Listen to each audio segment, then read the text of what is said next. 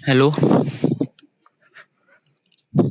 hello. This is the Maya Artifact episode number 1296. आजची तारीख आहे September 30, 2018. आता वाजले करीब रात्रीचे 12:49. दॅट इज 1 वाजला आहे आणि September 30 आहे. आत्ता मी राईट नाऊ वडिलांच्या अकाउंट मधून पैसे काढले. ऍक्च्युली पैसे चोरले. या I I I me practically सांगतो. मी खरंच सांगतो, पैसे चोरले मी. आता 5,000 रुपये. व्हाय? का केलं तू असं? वेल, आजची तारीख 30 आहे आणि उद्याची 1 तारीख आहे. उद्याची नाही, उद्याची 31 आहे. परवाची 1 तारीख आहे, मंडे 1. आणि माझं पेमेंट ते होते 6-7 तारखेला वगैरे, रॅन्डम 10 तारखेपर्यंत. आणि याच्यामध्ये घरमालकाला पैसे द्यायचे आणि माझ्यापाशी काहीच पैसे नाही. इट इज लाईक, म्हणजे मी मागच्या महिन्यामध्ये खूप सेव्हिंग केली आणि याही महिन्यामध्ये पण खूप सेव्हिंग केली. आणि असं नाही का मी खूप खर्च केलाय.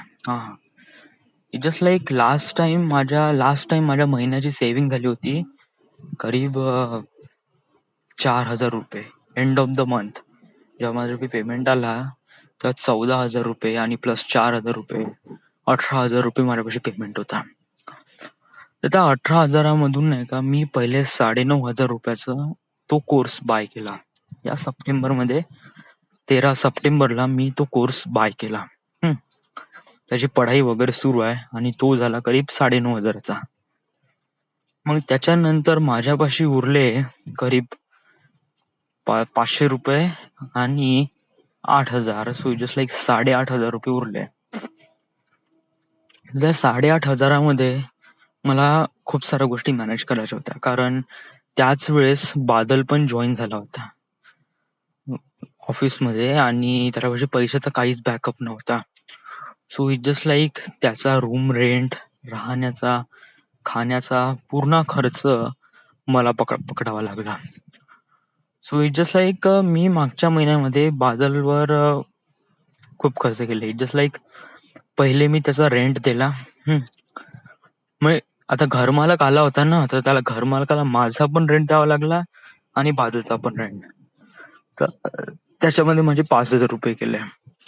त्याच्यानंतर मी 1,000 रुपये बादलच्या मेसवाल्याला बाईला दिले, म्हणजे ऍटलिस्ट ती सुरू तरी करेल. तर तिथे 6,000 रुपये गेले. 6,000 रुपये गेले आणि देन मग उरते किती? उरते करीब 6,000 आणि देन मग 2,500 रुपये उरते. हे 2,500 रुपयामध्ये माझा 1,000 रुपयाचा एक हेडफोन घेतला होता मी. 2 तारखेला माझा वाढदिवस होता ना, तर त्या दिवशी मी हेडफोन घेतला होता. तर मला तेव्हा माहित नव्हतं का बादल साठी एवढे पैसे लागन बा. मला वाटलं का बादल पाशी राहील पैसे, बट ते मी त्याच्या अगोदरच खर्च केले होते. सो जस्ट लाईक 1,000 रुपये ह्या हेडफोन मध्ये गेले. सो मग उरले किती? 1,500 रुपये. ते तर असेच येण्या जाण्यामध्ये, खाण्यापिण्यामध्येच खर्च झाले. 1,500 रुपये त्याच्यापैकी करीब 500 रुपये खर्च झाले. माझ्यापाशी 1,000 रुपये आहे. तर खूप धावपळ होती या सीझन मध्ये. आता कसं आहे की आता मागच्या महिन्यात आता आटपलं, बट आता येणार ऑक्टोबर महिना. आता ऑक्टोबर महिन्यामध्ये नाही का मला खूप सारे खर्च बघावे लागतात. जस्ट लाईक आता पण पेमेंट 6-7 तारखेपर्यंत होईल, बट तोपर्यंत घरमालकाला होल्ड करणं नाही होणार पॉसिबल. त्याला आपण म्हणू शकत नाही का भाऊ तू थांबा, आमचं पेमेंट होते. तो बिलकुल ऐकणार नाही. एका जणाचं असतं ठीक आहे, बट बादलचं पण नाही होणार ना. सो इट जस्ट लाईक मग कसं केलं का मग, आणि मग मी नाही का, मग त्याला तर पैसे द्यावे लागेल. तर पैसे तर नाही माझ्याकडून. तर मी आता राईट नाव मी वडिलांकडून घेतले. आता त्यांना तू असं सरळ का नाही म्हणलं का घरमालकांना पैसे द्यायचे आहे तर तू पैसे माग बा सरळ. मग त्यांनी खुशी खुशी दिलं असतं. त्यांना काय हे नाही वगैरे वगैरे, त्यांच्यापाशी खूप पैसा आहे. जस्ट लाईक ₹5,000 काही खूप मोठी गोष्ट नाही आणि खूप व्हॅलिड रिझन आहे तुला पैसे काय त्यांना मागणं, आणि त्यांनी दिले पण असते आणि त्यांनी खुशी खुशी दिले असते. असे चोरून तू का काढले?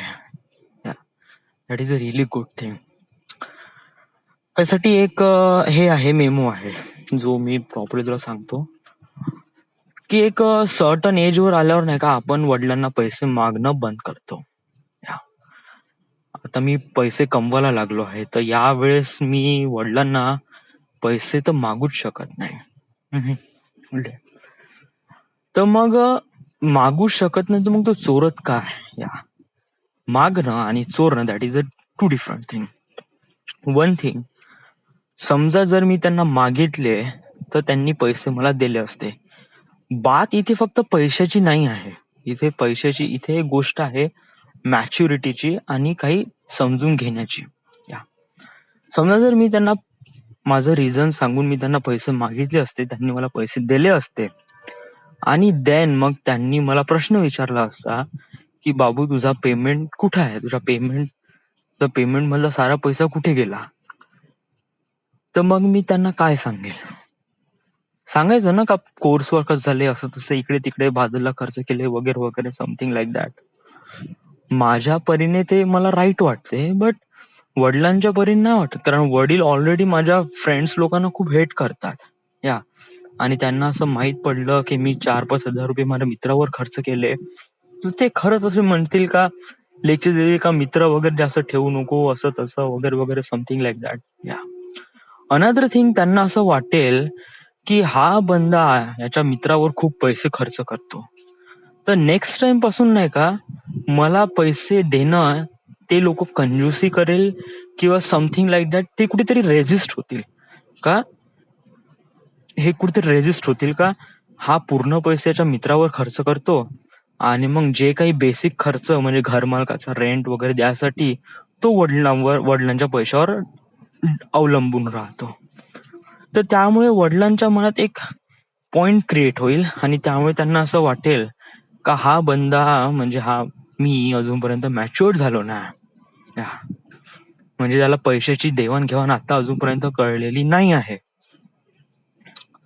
तर मग मला नाही का ऍक्च्युली मग असं नाही करतील, मग म्हणजे ते नंतर मला असं होईल का हलगर्जीपणा आहे तुझ्यामध्ये पैसा वापरण्यामध्ये, पण तू पैसे प्रॉपरली वापरू शकत नाही असं त्यांना वाटेल.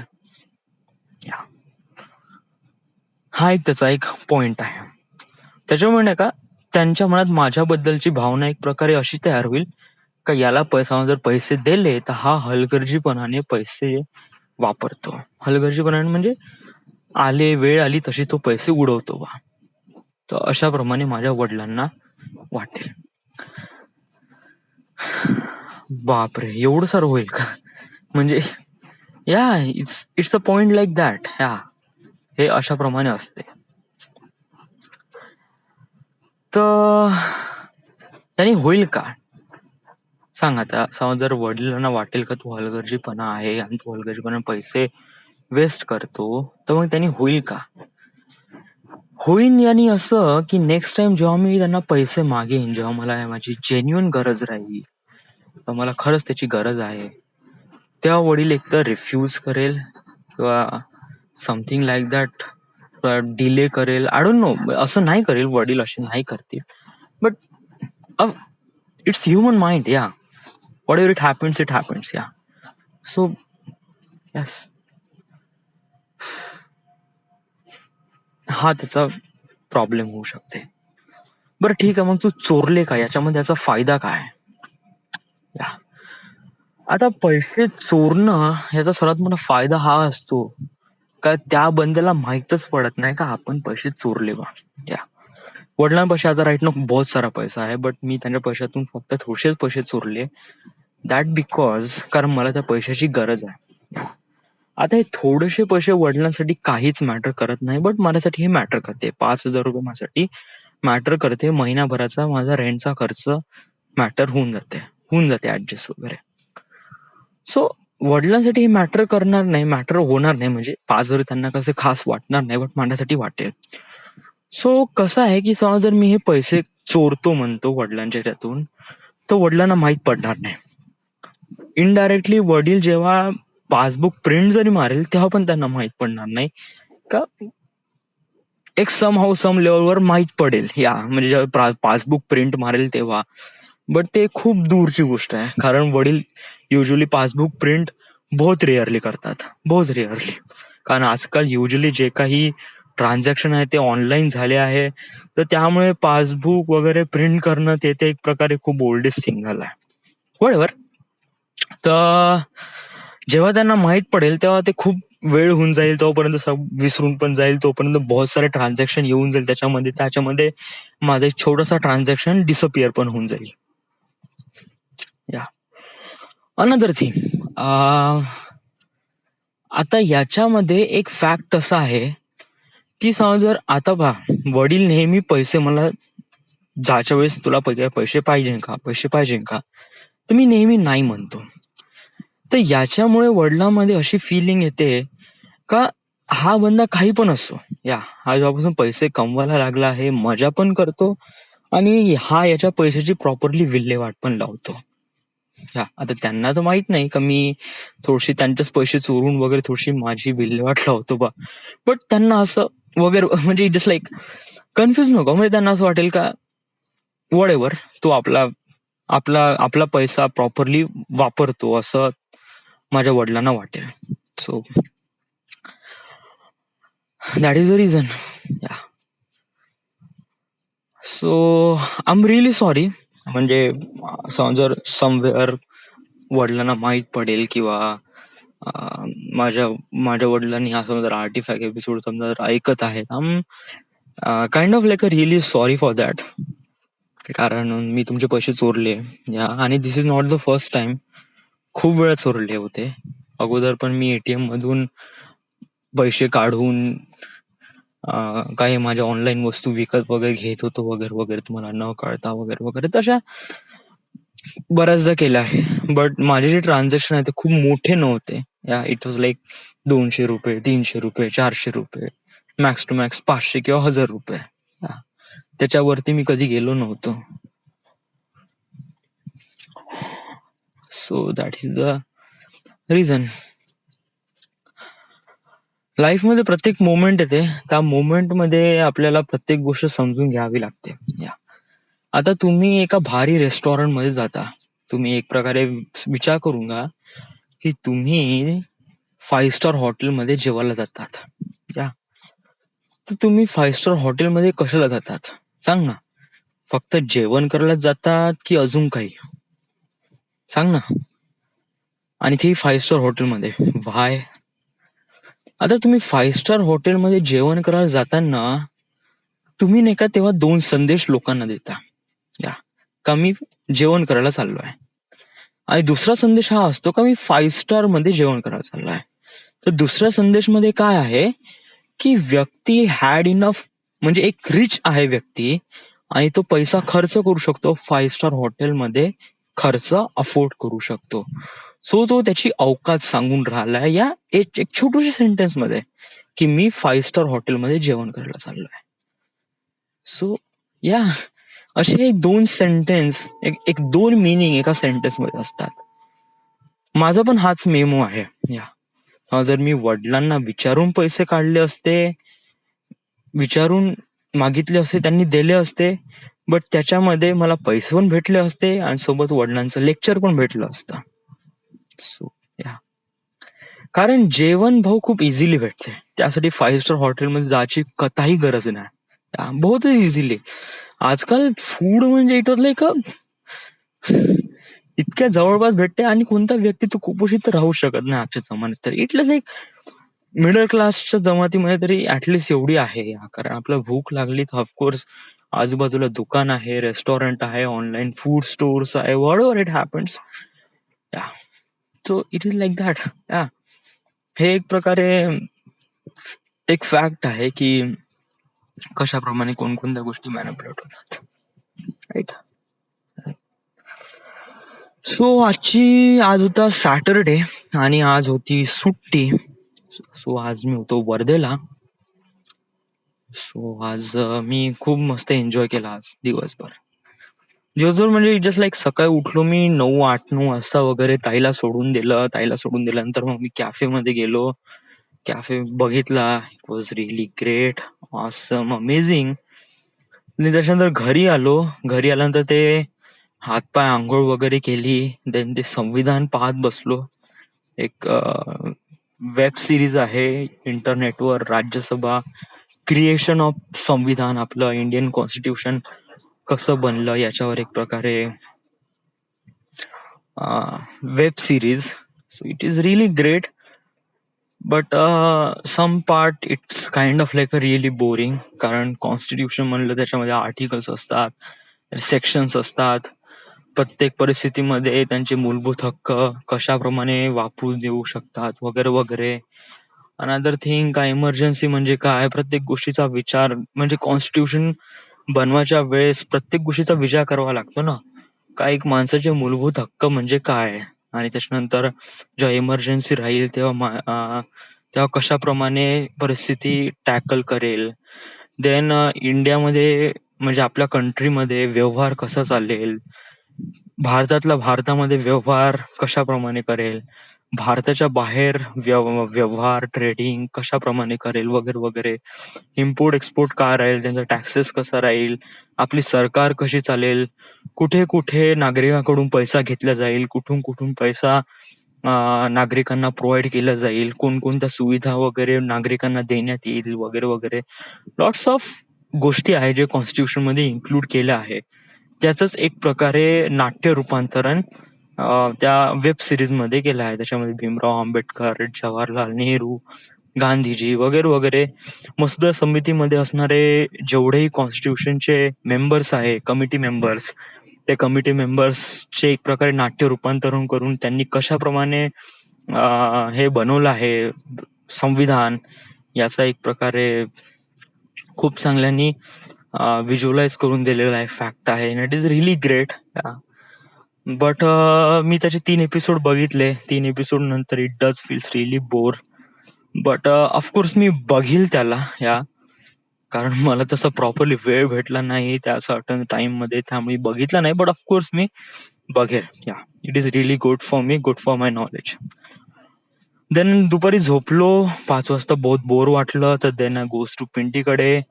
आणि देन पिंटीकडून मग मी सगळ्यांना गॅदर केलं, बॅडी, वैभव, विशाल, प्रशिक वगैरे वगैरे. मग आम्ही वडे खायला गेलो. वडे खाता खाता म्हणजे आम्ही कसं आहे की जस्ट लाईक, आता काही काही लोक हँग आउट करतात, म्हणजे व्हॉट एक्झॅक्टली दे डू. आता हँग आउट म्हणजे काय करतात, म्हणजे समज जर कोणते मित्र भेटले, चला बा मस्त, मग ते लोक हॉटेलमध्ये जातात किंवा कुठे रेस्टॉरंट मध्ये जातात, बहुत सारा पैसा खर्च करतात, एन्जॉयमेंट पण करतात म्हणा, बट बहुत सारा पैसा खर्च करतात या. आणि देन मग त्यांच्या एन्जॉयमेंट थोडं कमी, बट पैसा बहुत जास्त, आणि देन मग ते घरी जातात. That's it. आमच्यामध्ये असं नसते. या आम्ही कसं आहे, जस्ट लाईक आमचा बजेट बहुतच छोटा असतो. जस्ट लाईक कधी कधी तर काहीच नाही. कधी कधी 10 रुपयाच्या वडापाव मध्ये आम्ही एवढी मजा करतो का बहुतच जास्त. संध्याकाळची वेळ तर बहुतच स्पेशल, बहुतच स्पेशल. इट वॉज लाईक सकाळी उठलो म्हणजे मित्रांसोबत टाइम स्पेंड केला का, it was like really amazing. तर आम्ही मित्र म्हणजे आता भेटले ना सगळे, तर आम्ही गोष्टी करत होतो, बोलून राहिलो याच्या त्याच्या गोष्टी. अरे मेरे वा, कसं मोमेंट इतका गजब होऊन जाते ना का I won't be able to. खरंच. आताच एक ऑडिओ कन्व्हर्सेशन मी रेकॉर्ड केलं आहे, तुमचं प्लस आमचं इज इक्वल टू आपलं. बट हे एक प्रकारे छोटस कन्व्हर्सेशन आहे, कारण मला एंड ऑफ द कन्व्हर्सेशन मध्ये मला माहित पडलं त्याला रेकॉर्ड पण करावं लागावं शायद. बट स्टार्टिंग पासून बहुत मजा केली होती आम्ही. It was like really great. Then त्याच्यानंतर घरी आलो, जेवण केलं, गाडी ड्राय झाली. येस. सो मला आता गाडी टो करून द्यावं लागेल आता उद्या वगैरे पेट्रोल भरण्यासाठी. पाहू होता उद्या ते, कारण उद्या संडे आहे, ऑफकोर्स सुट्टी. So yes. ऑफिस माझं सोमवारी दुपारी आहे, सो मला एकदम काही टेन्शन नाही. आरामात सोमवारी उठील, कपडे प्रेस करेल आणि जाईल. सो आता काही टेन्शन नाही, पैसे भेटले, सगळं झालं, everything is good, everything is fine. आता मी पिक्चर बघितला होता व्हाईट हाऊस डाऊन, आणि then movie is really great. Another thing, आता मला थोडस मेहनत करावी लागेल या, कारण आता मला थोडसा जोर लावावाच लागेल.